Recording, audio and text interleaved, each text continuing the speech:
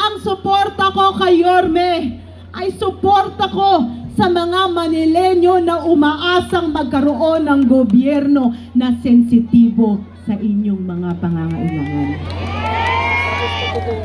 Alam nyo, nung kami nagpaplano ni Yorme kung ano ang gusto niya gawin dito sa Maynila, ang sabi niya, gusto niya ibalik ang minimum basic needs, ang pabahay, para wala ng mga tao ditong walang bahay. Gusto niyo bang dumami pa yon?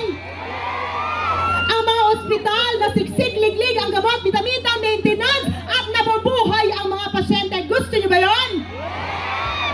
Ang mga paaralan na tuwing pumapasok ang inyong mga anak, kailangan padalhan nyo ng jacket dahil malamig sa loob. Gusto niyo ba yun? Ang ambag ko po sa aming samahan habang susuportahan ko ang lahat ng mga ito dahil ako nga po ang direktora ng kababaihan ng Maynila. Meron po kaming resibo for 40 years. May posisyon o wala, tuloy-tuloy lang ang livelihood training para sa mga Manileño gustong matutong tumayo sa kanilang mga paa. Kaya balang araw, susuportahan namin ang mga maliliit na negosyo at mga negosyante dito sa Maynila para unti-unti lahat ng mga Manileño tumaas ang antas ng pamumuhay. Atienza! At ngayon po, Distrito 6, bago po tayo, para sa pagpapatuloy po ng ating programa, may nais pong bumati sa atin at magbigay ng suporta. Tawagin po natin ang ating former Congresswoman, Sandy Ocampo!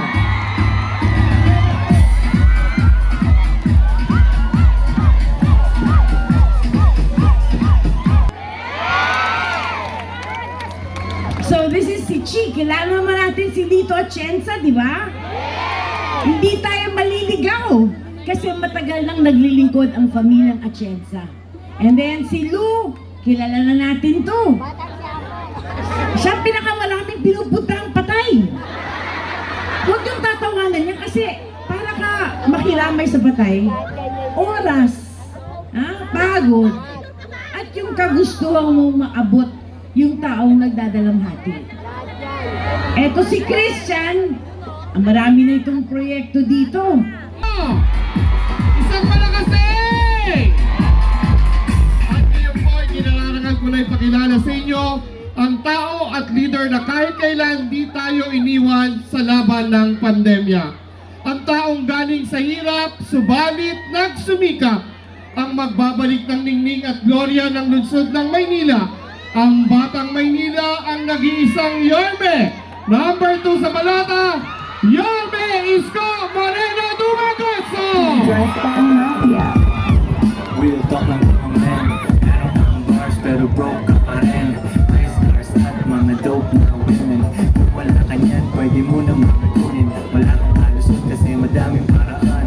Pangarap maliit, pag di ka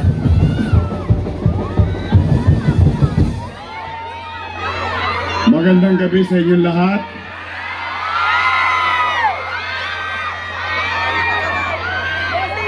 Ang sarap ng amoy manok, amoy liempo. Ang sarap. Nakakagutom lalo. Kumain na ba kayo? Lilipas din yan. Parang si Dolphin Panchito lang. Habang kayo nagugutom, mabusog kayo sa amoy. Maraming salamat. Palakpakan natin Congresswoman Sandy Ocampo.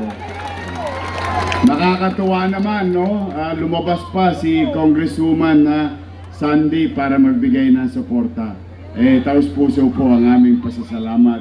Mga nanay ko, mga tatay ko, mga lolo ko, mga lola ko, at mga Batang Maynila, magandang gabi sa inyong lahat. Maraming salamat. Katulad na sinabi ni Congresswoman Sandy, lumabas kayong lahat. At kanina pa sumasakit ang mga binti ninyo. Pero pumanatag kayo.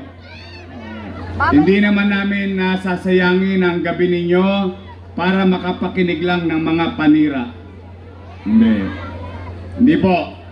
mabigat ang billing ko sa Your Miss Choice. Sabi ko sa kanila, kung kayo re-electionista, mag-report na lang kayo sa taong bayan. Kung kayo first time naman tatakbo, sabihin nyo na lang kung ano ang plano nyong gawin sa mamamayan.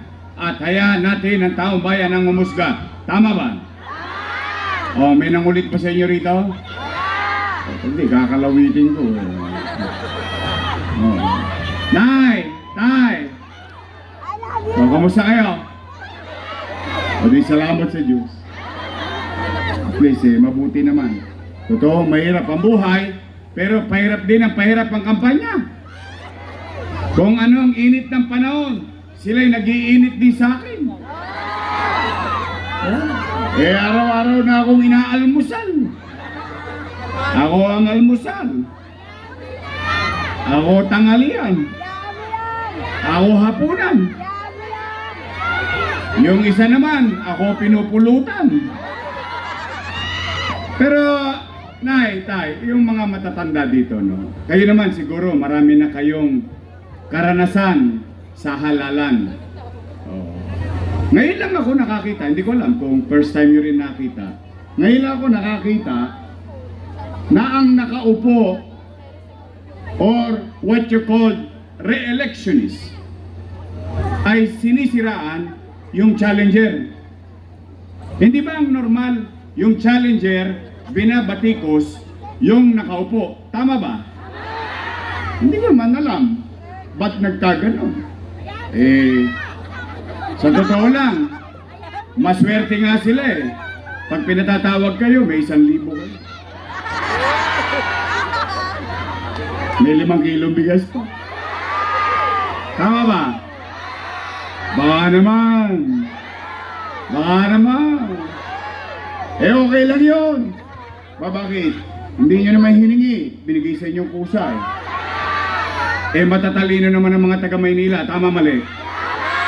Alam ninyo kung sino ang tapat at totoo. Hindi na. Basta, wala tayo, walang sirahan ngayong gabi. Wala kayong aasahan o sila na sisirain natin sila. Hindi mo na kailangan sirain ng taong sirana.